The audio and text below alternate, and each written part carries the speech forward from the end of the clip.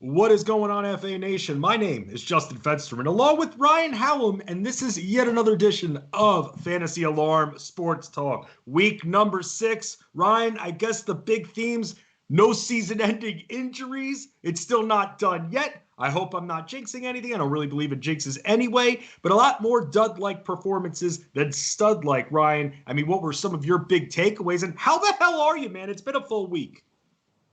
Doing great. Happy to be back another Monday with Hastie. I think it's becoming a permanent thing now. This is great that we get. Ryan, we've only been on every single Monday together for maybe the last 10 weeks, so I think you're getting the pattern here. I like being the first voice of what happened the day after, the big Sunday of football, and to get ready for a doubleheader of Monday Night Football tonight. Yeah, it's going to be which great. Is starting soon, by the way.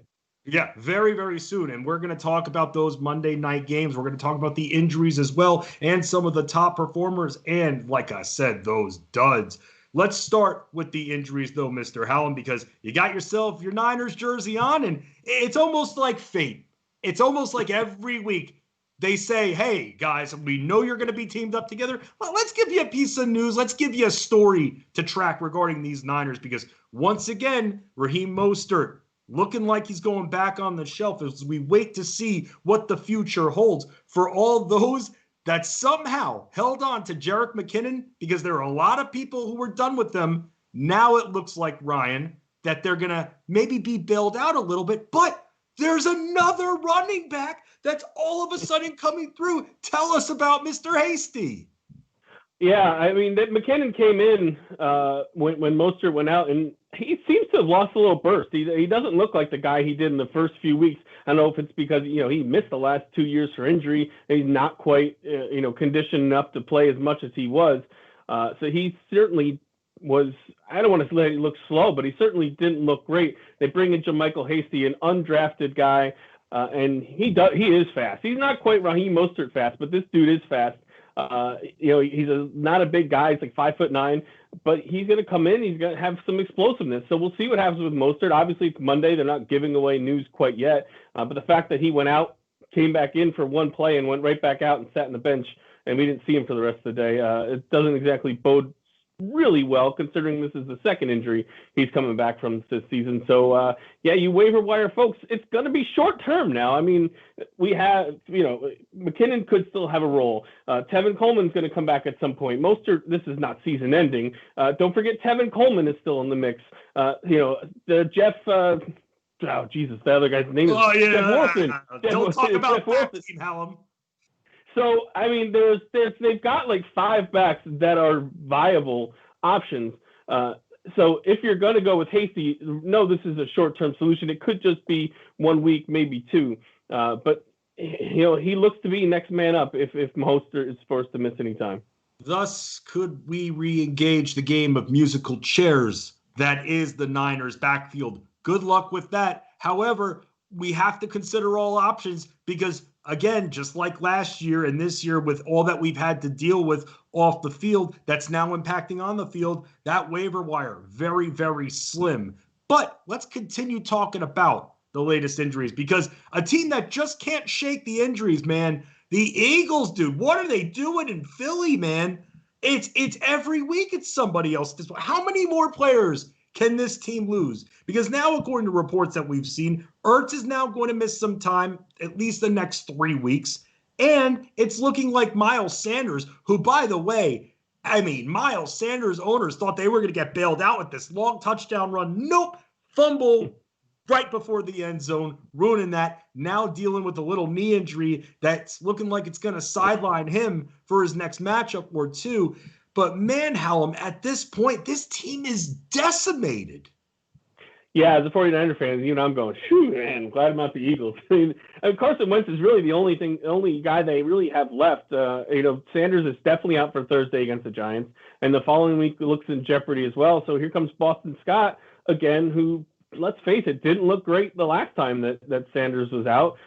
Giants defense isn't very good, but Boston Scott, after being a pretty helpful guy towards the end of 2019, has looked kind of lost this year. So, I mean, again, it's going to be maybe a 1 week waiver claim if someone didn't. I imagine he's probably dropped by now. I know he's a popular draft guy, but the way he looked, I'm sure he's been dropped by now. And Zach Ertz is out. I don't think Dallas Goedert is going to be back for Thursday. I don't think he's too much farther off. Richard Rodgers had 3 catches. Kroom had a touchdown. Like, I don't know where the Giants defense is not very good. I know they're supposed to get Desean Jackson back this week. I don't know about Alshon Jeffrey. I have zero faith in him, whether he comes back or not. Let me stop you right there with Desean Jackson. This guy, I feel like I'm in high school again with all the teases that are going on right now regarding Desean Jackson. A tease, everybody hates a tease. I will believe it when I see it. Yes, Schefter reporting it makes me very confident, but I am just so darn sick and tired of this guy, man.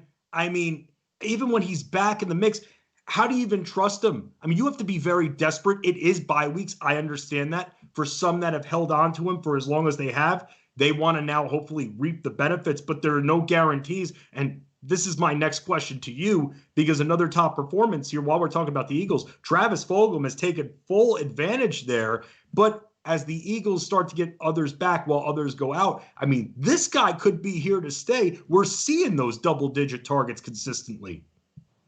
I mean, instead of Travis Fulgham, I want to know about your high school. What was all these teases that seems to have you scarred still into your 30s? Let me explain that very quickly, because everybody truly cares about this. I fell fast and hard for women, that's for sure, and it would always be heartbreak at the end. You know, I was always friend zone. It was not a lot of just a lot of friend zone, but I would always try to move things a lot quicker when it came to dating. Yeah. Let's just say I fell in love quickly, man. Come on. I'm nothing wrong with that, buddy. Golden retriever. I just want to give the love and be loved, my man.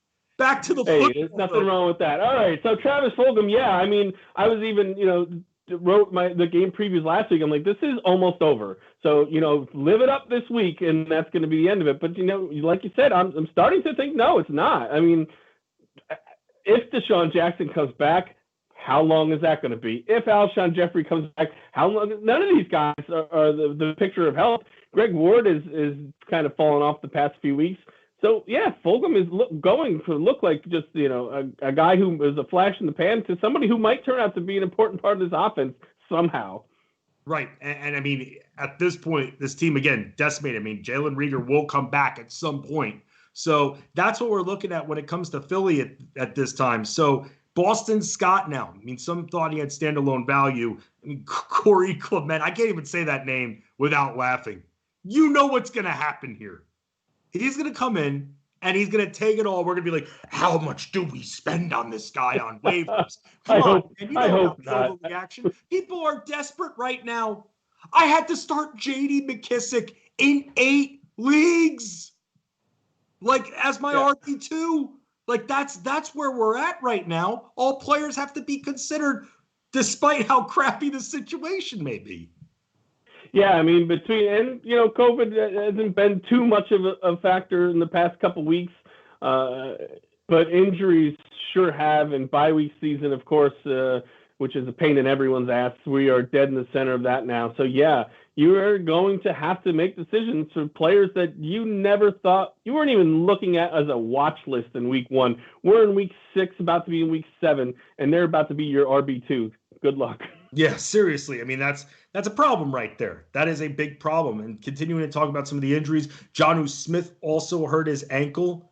And by the way, we mentioned Mark Ingram briefly. Mark Ingram, he also injured his ankle, and it seemed like what happened was the swelling, because it looked like he was going to make his way back. But then when the second half began, we had no Mark Ingram, and that's what swelling does.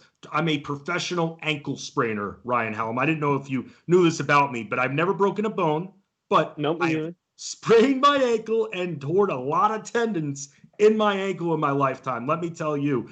And the swelling right there, you can barely walk when you have that swelling. So we had to get it taped up so we could start to elevate in ice. And that right there, going into the bye for Baltimore, that's what he can use. But even then, owning Mark Ingram, I traded Jamison Crowder for him, man. And I need out of desperation. I was selling Crowder. I mean, at some point, I'm thinking their teams are going to be like, okay, the only one producing on this Jets team is Crowder. Take him out. Make anybody else on the field beat you. That's kind of my mindset. And I'm stacked at receiver, have no running backs, lost Saquon. And I said, let me take a shot with Ingram. I get a few cheap touchdowns. Now I'm dealing with the ankle injury. At least he has the bye, Hallam. That's the blessing. And it's been very, very frustrating owning Mark Ingram. Yeah, the problem is they just don't. The offense doesn't even run that many plays as a whole. And then, they split it between running and passing, and then you're splitting it between Ingram and Jackson and Gus Edwards, and even Dobbins grabs a few. So, you're slicing the pie up in Baltimore in so many different pieces that somehow a team that's sure to go to the playoffs has almost no one fantasy worthy on it at all. It's Lamar Jackson and Mark Andrews. You can't even count on Hollywood Brown on a weekly basis. Some weeks he's 120 yards. Some weeks he's 20 yards. You never know what the hell you're going to get from that guy. So you have a dynamite team, NFL team. You get two guys that you have any surety about whatsoever. It's so funny you mentioned Mark Andrews. I was looking him up and I was like, man, why do I feel like I have such a love-hate relationship with Mark Andrews? He hasn't been that great. And that's because if you look at the production, he has had a love-hate relationship with fantasy owners. I mean, scored 2 touchdowns in week 1, 1 reception in week 2, 3 receptions in week 3, 3 receptions but 2 touchdowns in week 4, 6 receptions and a touchdown week 5. And then in week 6, 2 receptions on 4 targets for 21 yards, Hallam. Man, that's brutal. I don't know how they win games. I really don't. How do they have no statistical, no one who does great statistics, and they win games? I understand their defense is really good, and that has a lot to do with it. But yeah, Baltimore is just like the hardest team in the world to figure out, how they win, and no one has good games. And another thing, what is J.K. Dobbins' role on this team? Almost nothing. You can't. I mean, I know we're in desperate times right now. How do you start this guy? I don't understand why they drafted J.K. Dobbins if they're going to continue to give Gus Edwards the ball as much as they give it to Makes him. no sense. That's the part I don't understand. I figured Edwards was done when they drafted Dobbins, but nope, Dobbins is done. I have no idea. Dude, it just doesn't make any sense. And he comes out the first week, he scores 2 touchdowns, and you park his ass on the bench ever since. Right. I mean, a year ago, we were thinking, what does the future hold for Justice Hill? And now, I don't know what to think with this team anymore. People are asking me, what do I do with J.K. Dobbins? I don't know. I don't know how he's used. I do not, and I'll admit it, and I don't know what his role is. Please, someone enlighten me. What is this guy's role on a weekly basis? Because I don't know. He doesn't get, when it comes to carries, he had 9 carries in week 6. That's more than any other game this year. Before that, you're seeing 2, 1, 5, 1. Used a little bit in the passing game. Dude, you're right. How are the Ravens winning games? It's almost like you've got Lamar Jackson, like you mentioned, and then everybody else is doing just enough, little by little. It takes a village, and that's how wins are coming about. Yeah, and Dobbins is so he got 9 carries because Mark Ingram is part of the game. Right. So it's going to take 2 injuries for him to really be relevant because obviously Gus Edwards is still getting the ball. He had the touchdown yesterday. So I don't understand what they drafted this kid for to give him absolutely almost no opportunity to have a role and succeed. I don't understand it. Yeah. And again, now let's talk about patience for a second here, because look what happened. You put Matt Ryan, no more Dan Quinn, you put Matt Ryan in a very good matchup. People were dropping him all last week. And look what happens. Eureka. Julio Jones is back. He's healthy, 4 touchdowns, 2 for Julio. Ryan, did you get any questions about benching Julio at all? Because I got about absolutely. I got about 7 questions, and I was pretty shocked, and I thought that everyone that was asking me was either trolling me or they all play in 8-team leagues. And that caused me last night to ask everybody on Twitter at FenceD Sports, do you play in 8-team leagues? If so, why? What's the purpose? You would not believe the response. We get a question every once in a while about 18 leagues. What's that? The funny part is, I said we get questions every once in a while about 18 leagues. And the funny part is it's not always like 2 superstars that they're choosing between. It's like, what do I do with DeAndre Swift? I'm like, why is he in an 18 league? But yes, I saw a lot of should I bench Julio. And I continue saying, we talked about this last week on last Monday. I mean, he was taken off the injury report, I think, on Thursday. Right. So, people just have some battle scars from him not, coming in and not finishing games. And people get really worried that he's going to come in, he's going to play 3 series, he's going to tweak it, and he's going to be back out again, and they get a 3 out of Julio Jones. Well, for those of you who had the guts to play Julio Jones against the Vikings, you were paid off quite handsomely yesterday. You paid for him? Why aren't you playing him? It's one thing if they're like, oh, we're restricting him. Okay, that's a different story. But you paid for Julio Jones. Why aren't you playing him? You all must have the best receiving core imaginable. That's the only way. And even then, I don't know. Too many start Julio questions. Guys, this team's going to have to throw. I'm going to continue saying it every single week, and I'm going to annoy the hell out of everybody. This team is going to have to throw every single week. Dallas, they're going to have to throw every single week. We're seeing these teams, Hallam, they're sticking out like sore thumbs. And now with Matt Ryan, it's not getting any better. Yes, no more Dan Quinn. Maybe the offense gets better. This team as a whole is still a mess, and that is why you can't give up on Falcons players. I mean, Russell Gage, to an extent, I understand, especially in 10-team leagues, because the targets were down a little bit too, even with the injuries. But now, if you're looking for a receiver and he's still out there, I mean, that's someone that you should target. You want even a small investment in this Falcons offense. And the other part, there's two problems on this. One is Todd Gurley. I mean, he's okay, but he's not Todd Gurley from a couple years ago. So yes, they're going to have to throw for sure. And the other thing we talked about, I remember at the end of last Monday's stream, was, I mean, take the top receiver away from any offense, and they're going to struggle. And then you take a guy who's Julio Jones, and they're going to struggle even more. I know they have Calvin Ridley, but like I said last week, Calvin Ridley is used to the second corner on the opposing defense. When Julio goes out, now the lockdown guy comes on Calvin Ridley, which takes some of his effectiveness away. When Julio's back in there, it's best for everyone. Everyone gets the best matchup that they can. He can beat almost anyone, and Ridley feasts on the second string guy. Yeah, let's talk about another strong quarterback performance, and that was from Phillip Rivers. I mean, if you look at the top quarterbacks, you had Watson, Tannehill, Matt Ryan, 4 passing touchdowns. Phillip Rivers, though, had 3. He should have been in that 4 as well. And T.Y. Hilton should have had that touchdown, and they call it back via penalty. Let's talk about this situation here. I mean, Phillip Rivers finally throwing multiple touchdowns in a game. But T.Y. Hilton, dude, I can't take much more of this. You can't drop the guy, but benching him is definitely something we're going to have to consider now, man. He's messing with my head. I almost feel like Justin Timberlake in the Cry Me a River song with Britney Spears messing with his head. That's how I'm feeling about T.Y. Hilton right now. And I wish I could laugh with you, Ryan, but it's costing me most weeks, and I can't stand it anymore. Well, I'm laughing more that our age difference is showing because I have no idea what song you're talking about. It's okay. But apparently it's all right. I think he should have been on your bench for a few weeks ago. And honestly, if some hot shot comes on the waiver wire, I don't really have a problem with benching him. Because here's why. The Colts don't want to throw the ball 44 times or 41 times, whatever they did yesterday. They want to ground and pound. They played the Bengals, who are terrible, and jumped out to a huge – their defense is terrible. The team's not terrible. But they jumped out to a 21-0 lead. So guess what? You got to throw. So I think that was a lot of the reason why the Colts had so much through the air yesterday was because, one, they were playing a terrible pass defense, and two, they had to try to make this comeback that they actually made. I don't know that Hilton is any great thrill anymore. A few weeks ago, if you had dropped him for Higgins, you would be looking pretty smart right now. So, or Justin Jefferson. So, I'm not against dropping him. He absolutely should be on your bench. The dude hasn't done anything. It's week 6. What are we waiting for? And that game against the bad defense.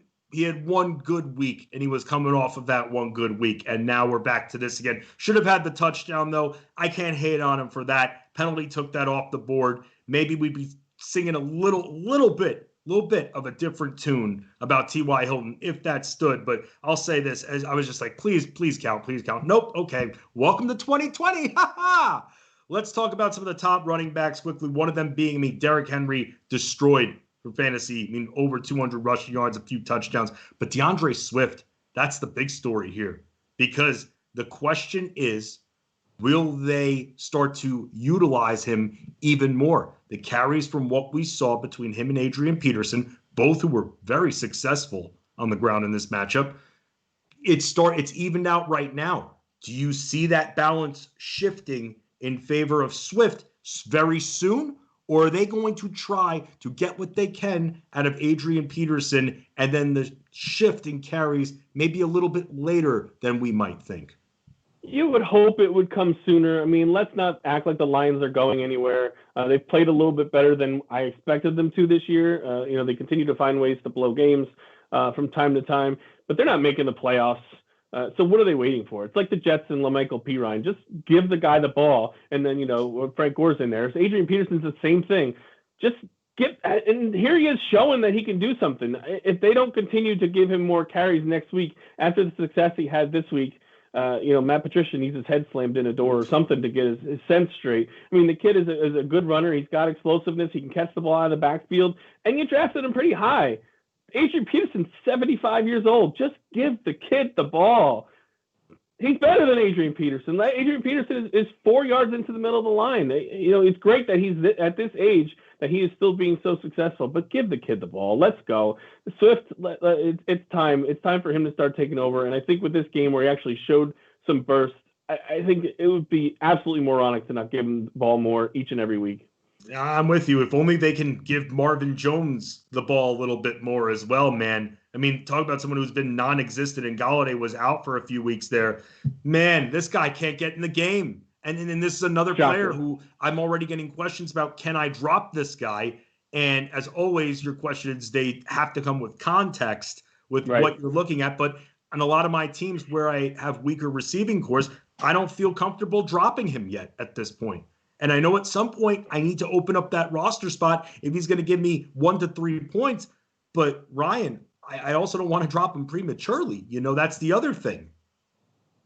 I mean, we are more than a third of the way into the season. At some point, I mean, it depends on your win-loss record. But he, like you said, Galladay was out for a few weeks, and even then, he didn't do it. I mean, he was a guy. There's a guy I liked come into the season too. I drafted him more than a few times, but it's just been week after week after. It doesn't matter if the Lions score points or not. He just has not even been involved. So, I mean, 6 weeks into the season, how much longer do we have to wait? I know, you're right. And especially if you're under 500 right now, you have to make a move. You have to be more aggressive this year, especially if you're under 500, more than a lot of other years, because there are a lot of outside factors working against our fantasy teams. Let's talk about Pittsburgh for a few minutes, because this is something that I almost want to get ahead of the game on. We saw Chase Claypool have a few receptions, good amount of yards, over 70, rush a score in as well. James Washington scored a touchdown. But here's the thing. What people are going to not realize, and they're going to look at the stats, and they're going to be staring at them like they're diamonds. But I need to know what the deal is with Desean Jackson before I further invest in either one of these players, especially Washington. And with that, it was very interesting to see the Steelers hang 38 points on the board, and this is all that Ben Roethlisberger gives us, dude? That's pretty pathetic. If I had seen that, I saw that, wow, the Steelers put up 38 points. Wow, interesting. Roethlisberger must be a top performer. No, dude, were you as shocked as I was that Big Ben from the fantasy side of things didn't contribute more, considering how many points they put up?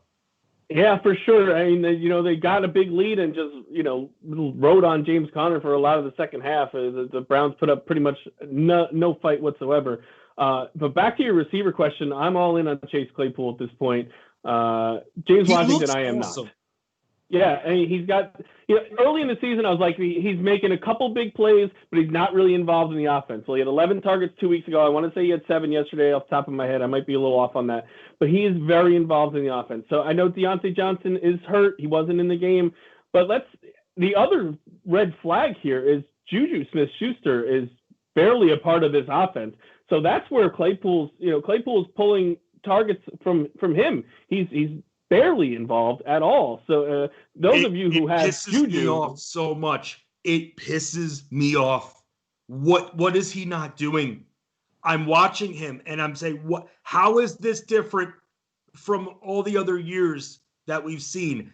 I don't know. Is it the coverage, man? He's not hooking up with Ben. That's the problem, man. Yeah. And it's starting to get year, very, very frustrating. Absolutely. Last year, you thought it was quarterback play. Mason Rudolph and Duck Hodges, they suck. So, I wrote that off as terrible quarterback play. But he's back with Ben, who had a great rookie season with. So I think, Roethlisberger clearly has a great connection with Claypool. I think that's pulling a lot of it. Deontay Johnson, before he was injured, was getting double-digit targets a game. And Juju's is just not getting open, just not being looked at. So he's the one whose stock is plummeting down by the week. Yeah, be careful with how much you bid on James Washington. Just putting that out there. Yeah, I'm sure the crew will talk about it more tomorrow when they cover waivers. Let's talk about Cam Akers. One snap. One snap. I mean, wow. I guess Sean McVay is telling the truth after all. He said multiple backs were going to be involved. However, I kind of thought he said it recently, we're going to get Cam Akers more involved.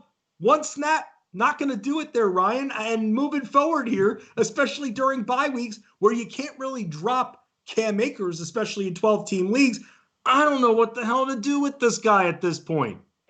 Yeah, and there was some folks in the chat room Sunday morning where I know that I told them to start Cam Akers, figuring, coming off the rib injury, he was going to be more involved. It didn't help that the Niners got off to a decent lead pretty early, but Darrell Henderson got all the carries. I think he had 18 and Malcolm Brown had 2.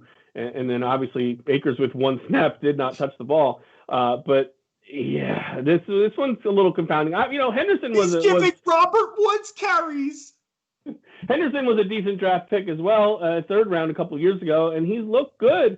So I think it's kind of his backfield until he gets hurt or until, he is wildly ineffective. But 88 yards, I think he had last night against the 49ers, is not a bad output. And he's looking good. He's running hard. He doesn't catch a lot of passes, which kind of stinks for fantasy. But right now, Henderson is the guy, and somehow Malcolm Brown is still grabbing a couple carries. So right now, you can't.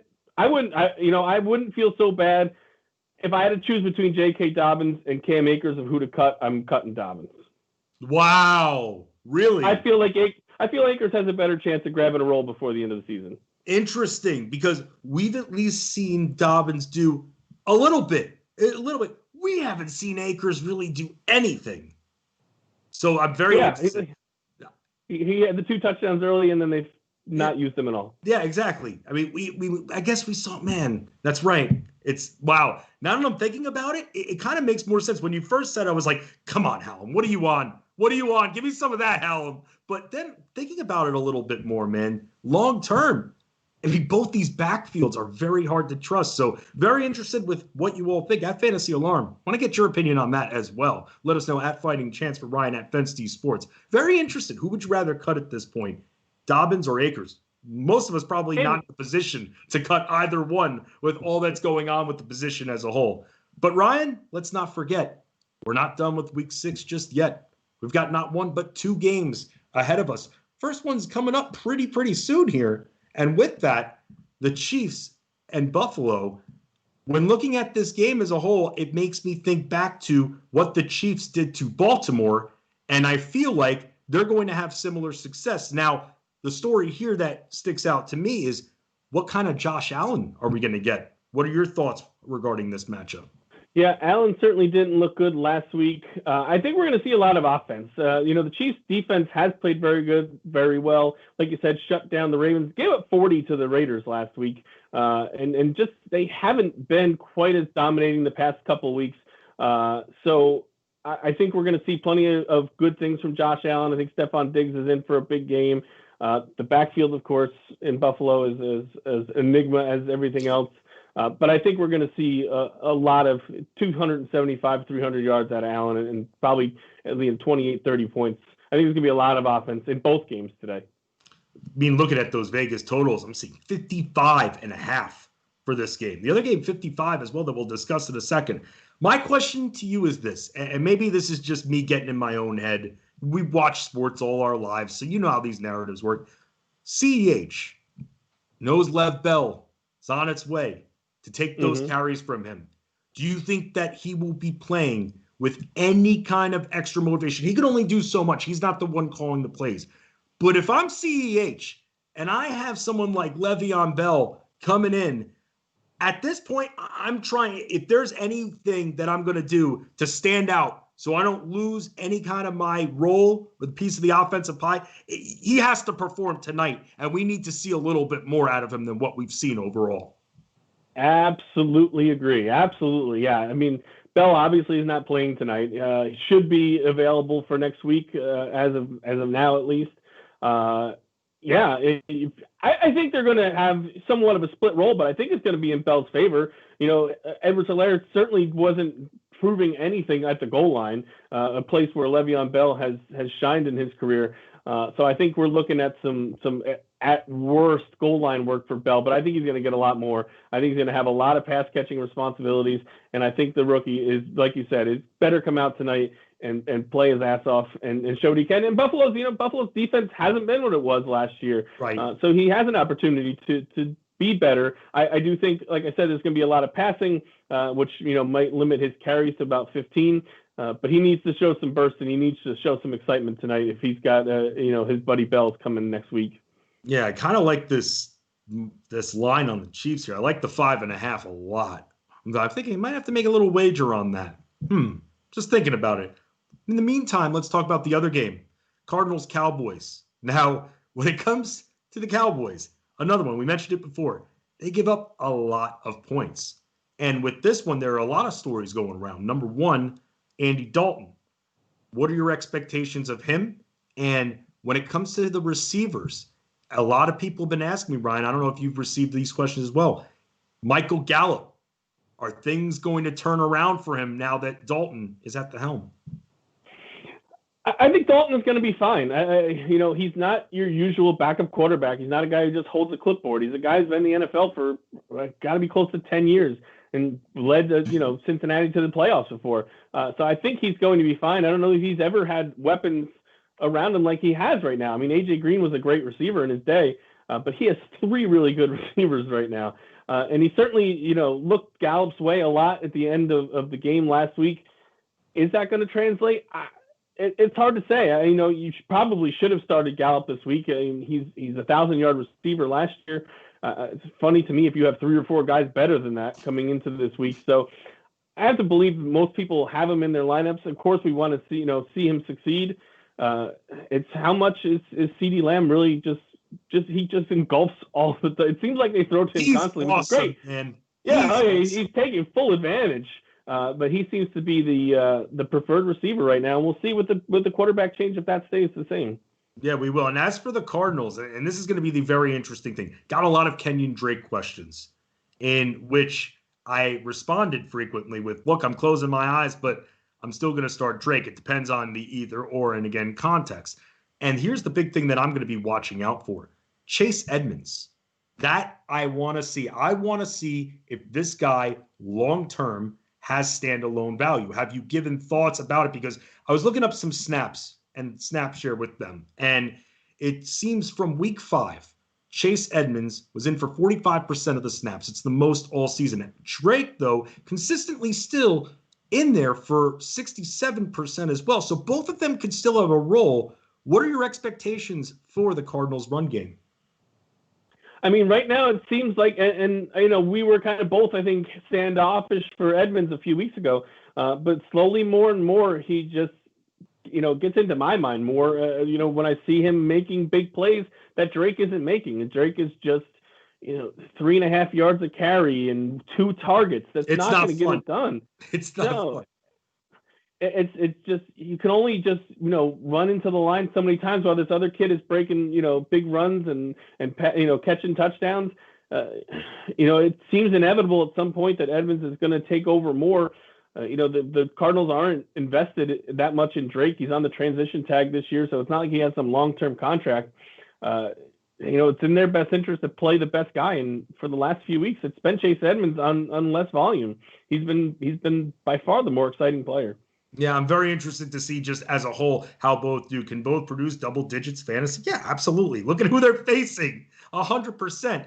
Now with Kyler Murray, what are your expectations for him? Because, I mean, again, with everybody expecting him to take that next step, I mean, overall, from what you've seen, how exactly would you essentially characterize his season thus far?